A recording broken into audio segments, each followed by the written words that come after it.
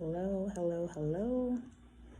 Um, I want to thank everyone for joining me.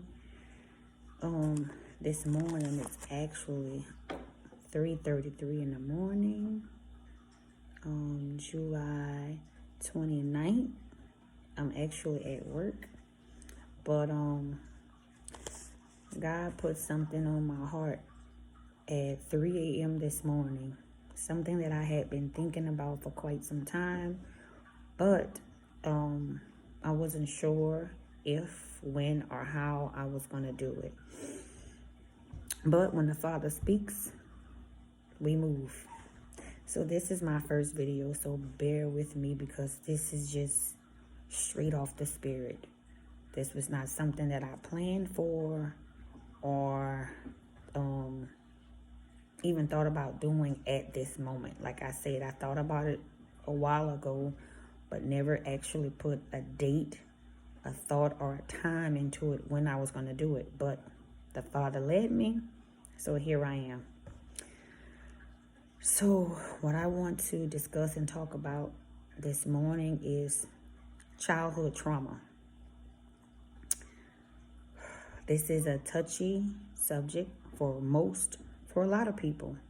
And I just hope that this short, I'm not going to take up a whole lot of your time. I hope that this short video helps someone along the way to shed some light on a very dark situation that some of us probably even forgot about. It's just too painful to talk about it, or we just don't have someone that we really trust that we can talk about it with. But I'm here to let you know that you are not alone. You're not alone with what you faced or what you're going through.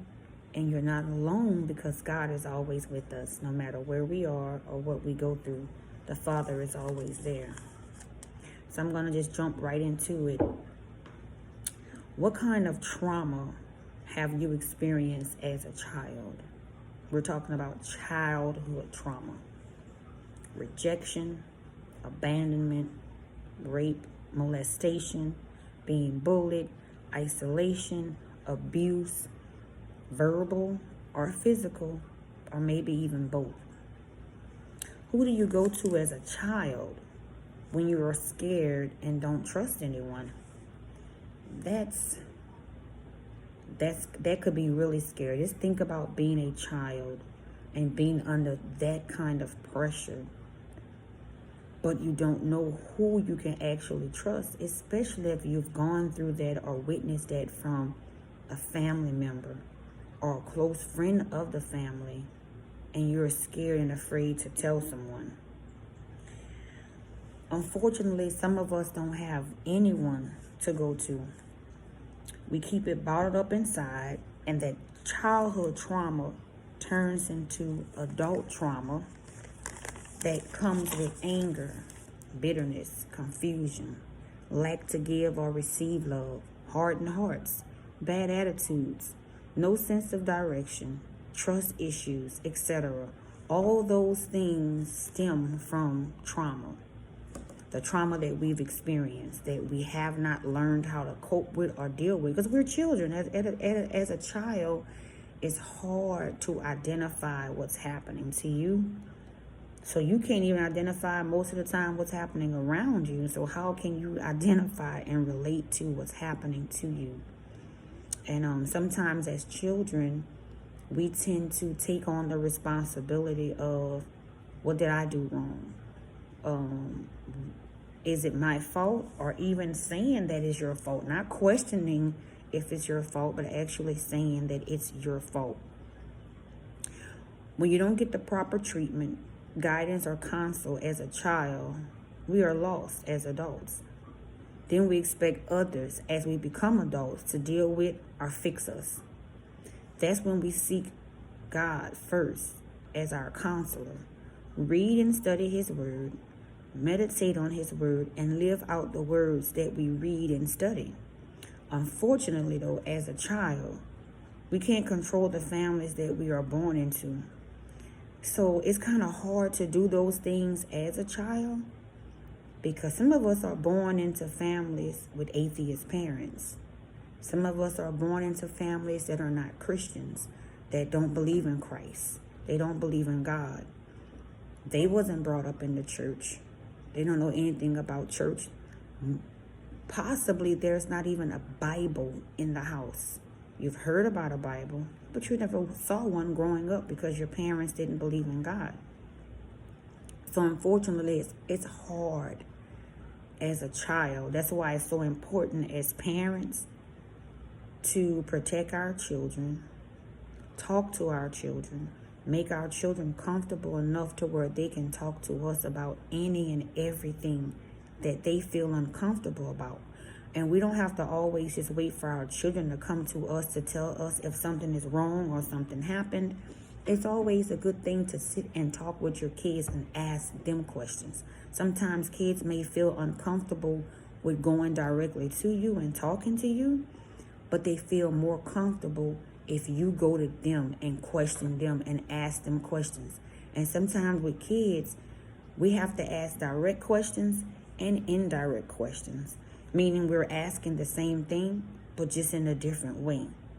And sometimes they might answer you with an indirect question versus a direct question. And unfortunately, as a child, we can't control the families that we are born into. And a lot of black families, unfortunately, don't believe in therapy. They don't believe in counseling, or even talking about counseling or talking about trauma.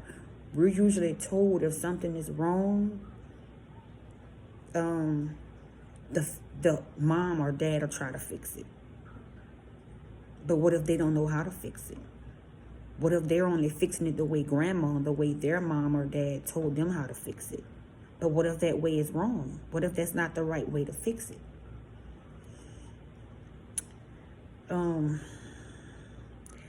As parents, growing up in a black community, when those type of behaviors take place in the home, those are family secrets. Those are things that they don't talk about. They don't want to talk about. Those are things that in the home, in their mind, for some reason, they think it should stay in the home. We shouldn't talk about that. You shouldn't tell this or tell that. You shouldn't talk what happens in your home. But if it's affecting your child, what part of it needs to be talked about, it needs to be addressed, doesn't register. But for some reason, in a lot of homes, they want to uphold a family name. So uncle, grandpa, cousin, neighbor, sometimes even auntie. Because yes, sometimes boys and girls get molested by women as well, women of the family, or just women, period, in general. So not just girls get molested by boys or men. Boys also get molested by women and girls. So the family wants to keep that a secret to uphold a family name. But when you don't expose a pedophile for who she or he really is, it only gives them chance to find more prey. They're going to prey on someone else, maybe someone even younger than the person that they preyed on the first time. It doesn't stop until you put a stop to it, and you have to. It's very necessary, and it's not for you or for the family name. It's to protect that child or your child. If you know anyone or any children or a child that is being molested, and you know that for sure, my advice would be to report it to your local authority ASAP. And that's not something you want to play around with, but it's also not something that you want to say if you're not sure about it, because you definitely don't want to put someone out there and give them a name like that without just cause. And not without just cause or just because. You don't want to do that. That is definitely not a name that you want to give someone or label someone as without any proof or knowing for sure if that's what he or she actually did. Get your child the proper help that he or she will need. And you as a parent too can also get counseling or therapy to learn how to comfort your child and to be there for your child or children and find peace within the situation as a whole.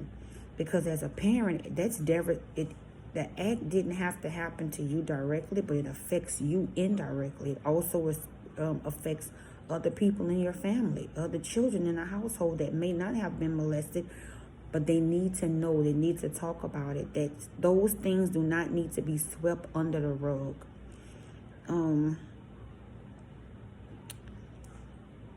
If you are an adult and never addressed the issue, and now you are ready, find someone that you can talk to and confide in. Sometimes opening up is all you need to do in order to move forward. Release it.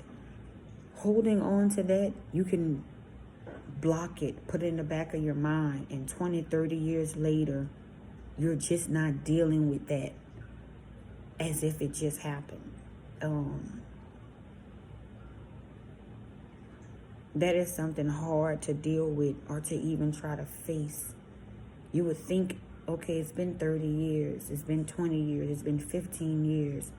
Just because you haven't talked about it, just because you haven't addressed it, doesn't mean that you're healed from it. It doesn't mean that you should just move on and forget about it. Because trust me, later on, it will come back up again. And when it do come back up, it'll probably hit you like a ton of bricks. You will realize how traumatized and how hurtful and painful it is to still hold that within, and how much damage it actually done to you as a child, and you've been carrying it around for so long. In order to move forward, you have to release it. Don't allow old trauma to control you, because that's exactly what it does. It controls you. It controls how you think. It controls what you do. It controls your relationships. It controls your friendships. It controls your parenting. It controls all of that. It controls you as an adult, as a mother, as a wife, as a friend, as a neighbor, as a co-worker. Confront it, release it, learn how to move on from it if you want to have a fulfilling life and healthy relationships. Like I say, this is my first video, so thank you all for watching, but I will touch on that a little more and a little more deeper at another time on another video. But yes, childhood trauma turns into adult trauma. That turns in trauma into relationships, trauma into friendships, trauma into marriages. Hurt and pain doesn't go anywhere unless you deal with it. It's like if you get a sore or a cut, especially when you're older, you know we don't heal like we did when we were younger. So if you get a really bad cut and you just ignore it, act like it's not there and don't treat it, it'll get infected. It'll start causing other complications. And if it hasn't been infected long enough, you could possibly lose that arm or part of that arm because you neglected it. So same thing with pain, with past pain, hurt, and trauma. If we don't address it, then we can't heal from it. We need to learn how to stop pushing things on the back burner and leaving them there and figuring, okay, if I just don't talk about it, if I don't address it, then I don't have to deal with it. But eventually, you will have to deal with it. And not only you. When you get married, your husband has to have to deal with it. When you have children, your children have to deal with it. You have friends that you might confide in. So when you have true friends, when you're hurting, they're hurting as well. So your friends will have to deal with it. So try to address that, or any issues, any past trauma, try to address it as soon as you recognize that it bothers you, that it's something that you've gone through that was traumatic for you. The longer you hold it, the longer it takes you to heal from it. So we're into healthy, whole relationships, not partial relationships. And that we find within ourselves and within God. We have to put our trust and believe in Him. He will guide us. We will never have to go through anything in life alone. We will never have to go through anything in life feeling like no one cares or no one is there, because He's always there. God is omnipresent. He's everywhere. So I want to thank you for watching. Like I said, this is my very first video. I am a little nervous, but I'll get better with time. So thank you again. And remember, He knew you before you knew you. Keep God first, and all else will fall in place. Love, peace, and light.